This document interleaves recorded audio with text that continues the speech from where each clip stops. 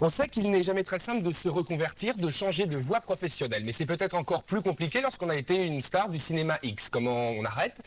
Qu'est-ce qu'on fait après? Ce passé sulfureux colle-t-il à la peau? Bref, y a-t-il une vie après le X? Des questions que nous allons poser à nos deux invités. On commence par vous, Richard Allan. Bonjour. Bonjour. Vous avez 53 ans, vous êtes restaurateur cafetier. Voilà.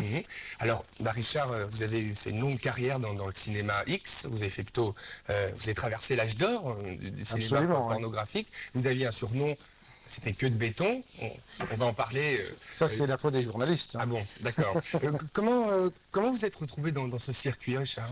Moi, je me suis retrouvé dans le circuit tout à fait par hasard, parce qu'en fait, j'étais à la recherche d'un emploi à l'époque.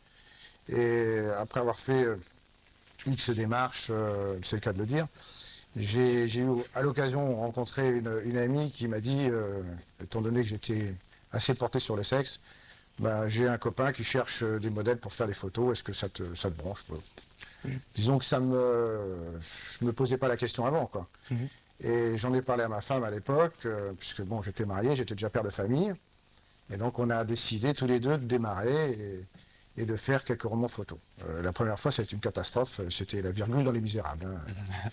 Rien du tout. Donc j'ai eu un... Vous avez démarré elle aussi? On a démarré ensemble. D'accord.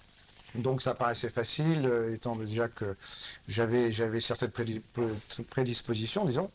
Et le fait de me retrouver comme ça en face d'un photographe avec 2-3 techniciens autour et de ne pas pouvoir assurer, comme on dit dans notre jargon, ça m'a laissé un petit peu dubitatif, parce que je me suis rendu compte qu'à ce moment-là, il fallait absolument faire abstraction du désir qu'on pouvait éprouver vis-à-vis d'une femme, comme dans la vie, et c'est devenu vraiment un boulot à partir de ce moment-là.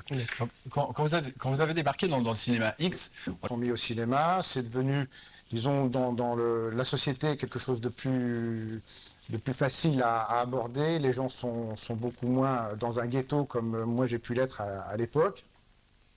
On en parle plus librement et on a une vue, disons, sur ce métier d'aujourd'hui qui est complètement différent, dans le sens où les films se font en une journée, voire une demi-journée, en quelques heures, et que ça n'a plus rien à voir avec la construction d'un film tel que j'ai pu la connaître.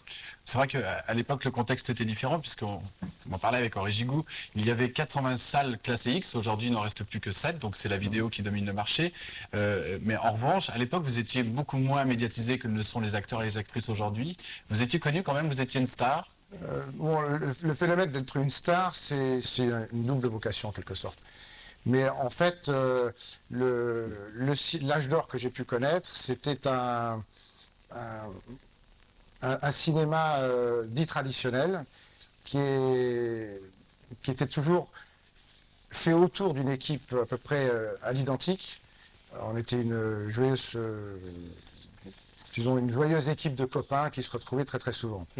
Alors nous sommes obligés de passer par là. On parlait de votre surnom, enfin vous nous disiez que c'était les journalistes. Est-ce que ça fait référence à une certaine infaillibilité? Si on veut, ouais, une petite sympathie vis-à-vis de l'autre, ça va. D'accord. Alors aujourd'hui, les gens sont plutôt contents de croiser une star du X dans la rue. Richard Allan, dans la rue, on y va. Je voudrais vous demander, est-ce que vous reconnaissez ce monsieur? Non. À votre avis, quel métier fait-il?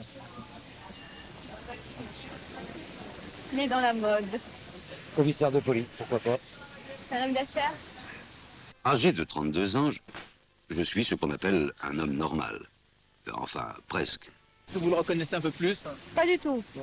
Ah non, alors je suis pas du tout physionomiste en ce qui concerne le porno, non, pas du tout. Vous avez tourné. Moi, j'irais plutôt dans un bon Casanova. C'est beaucoup. À Venise. Tu viens ma chérie, j'ai un petit coup de fil à passer. Ça vous fait quoi de voir un acteur de hard en chair et en os? Ah bah écoutez, ça m'émeut beaucoup parce que j'aime bien le hard. Un bisou, vous permettez. On va faire un baiser à la russe. Si vous continuez, j'aurais pas fini le chapitre 6 ce soir. Est-ce que le surnom de Queue de béton vous dit quelque chose? Absolument pas. Est-ce que vous l'avez en face de vous? Enchantée. Bravo. Mais c'est assez bien. C'est bien. On fait ce qu'on peut, hein. Exactement. Très tôt, vous avez pensé à votre reconversion? Tout de suite d'ailleurs.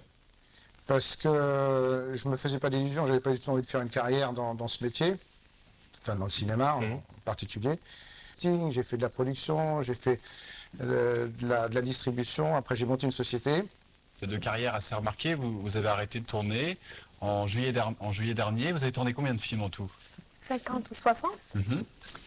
Vous êtes québécoise Oui. et au Québec, le cinéma X est, si je ne m'abuse, interdit.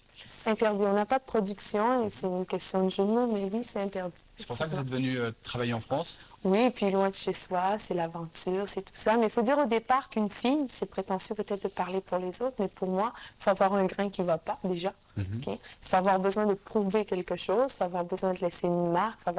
Et puis on rentre dans un système qui est l'illusion, qui est le miroir aux alouettes. On croit qu'on est une star. T'es jamais star de X, t'es jamais une comédienne, t'es jamais une actrice, t'es star de ton fessier, point. C'est tout. Il faut être réaliste. Hein? C'est vrai, il faut être réaliste. Ah ouais. Faut être réaliste. Ouais. C'était une manière d'être différente pour vous? Différente, je l'ai toujours été. Mais c'était une autre étape dans ma vie. C'était un grain qui n'allait pas. Maintenant, j'ai replacé le grain au bon endroit et puis j'ai voulu changer de... Vous avez arrêté du jour au lendemain ou ça vous a travaillé pendant des mois? Ça m'a travaillé pendant des mois bien avant, mais entre le fait de dire de vouloir et de faire, parce que quand on sort en boîte et on demande un café et on dit mais elle gagne 6 000 balles par mois et tu ris, et tu dis oui, moi il faut que je retourne à 6 000 par mois, ou c'est autre chose. Alors ça te passe pendant un certain mois, et puis après, mais tu es bien dans ta peau. Malgré qu'il y en a qui peuvent être bien le faire, hein, moi je parle pour moi. Vous avez été bien dans votre peau tout de suite ou est-ce que Moi j'étais bien en faisant ça, parce que déjà je suis une fille qui aime choquer, je suis une fille qui a toujours trouvé... je suis toujours bien quand je suis en rupture avec la morale judéo-chrétienne. En voulant dire, on me donne une éducation en sachant que je vais choquer, en sachant que je fais des choses qu'on m'interdit de faire et que la plupart des gens ne feront pas. Déjà, ça m'excite, tous les défis m'excitent. Alors déjà là, mais quand tu fais ça, parce que bon, psychologiquement, j'avais quelque chose qui n'allait pas, et puis j'ai réétabli ça. Mais après l'avoir réétabli, si je me suis aperçue que si je continuais, là, ça serait nocif pour moi. Mais ça ne l'a jamais été avant. Il n'y a pas eu de répercussions sur votre personnalité? Oui, effectivement. Je suis une fille qui avant était très exhibitionniste, qui est devenue à m'habiller très classe, pour pas que les gens me donnent une image. Les gens ont sait au départ, c'est Tania, c'est une star du X et tout. C'est Tania, c'est une star du X. Alors, je voulais pas qu'on me donne cette image-là, je me suis mis habillée classe et tout. Mais elle fait pas ce qu'on dit. Alors, je me suis mis à me refermer plutôt sur moi-même et même à nier ma propre sexualité à moi-même. Alors là, je me remets à être moi-même. Effectivement, oui, je suis exhibitionniste, oui, j'ai une sexualité différente et puis j'arrive à l'assumer et être bien. D'accord. Donc pour vous, aujourd'hui, c'est plutôt une chance d'avoir arrêté? C'est pas une chance d'avoir arrêté. Je crois que tu peux faire plusieurs choses dans ta vie et tu peux l'assumer. Plusieurs choses, il faut les assumer pendant. Mais le cinéma X, il faut l'assumer pendant et après. Parce que ça te suit, ça. Et il faut prendre tout le positif. Il ne faut jamais prendre le négatif des choses, parce que ça sert à quoi le négatif? C'est quoi le positif? Positif... L'argent, peut-être? Oui, l'argent, il ne faut pas se leurrer. Hein, quand on dit en gros plan qu'elle touche dans le temps de... Le temps de Richard. Je ne vais pas dire trop loin. Mais je pense pas que les tarifs aient vraiment évolué, si. Les tarifs ont même régressé. Aujourd'hui, si tu veux vraiment faire ça pour les sous, fais des trucs plus cachés. On gagne combien comme ça, je sais pas, pour une journée de tournage ou... Une fille normale va gagner entre 3 et 5 000 francs par jour. Mais c'est rien si tu regardes la santé.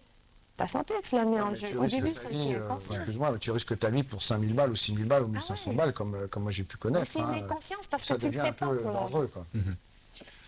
Henri Gigou, il y a quand même de plus en plus de films qui se tournent avec des préservatifs, mais là on va parler de la reconversion des acteurs et des actrices. Carrière à 14 ans et ensuite a eu de graves problèmes en 86 quand le scandale éclata et elle a profité un peu de sa notoriété d'actrice X pour être comédienne dans des films de série B de ce style-là. Elle a créé aussi sa boîte, elle a monté des calendriers qu'elle vend à tour de bras parce que c'est très culte aux États-Unis. Elle a fait une cassette particulièrement recommandée contre la cellulite aussi C'est vrai? de remise en forme. Merci Henri.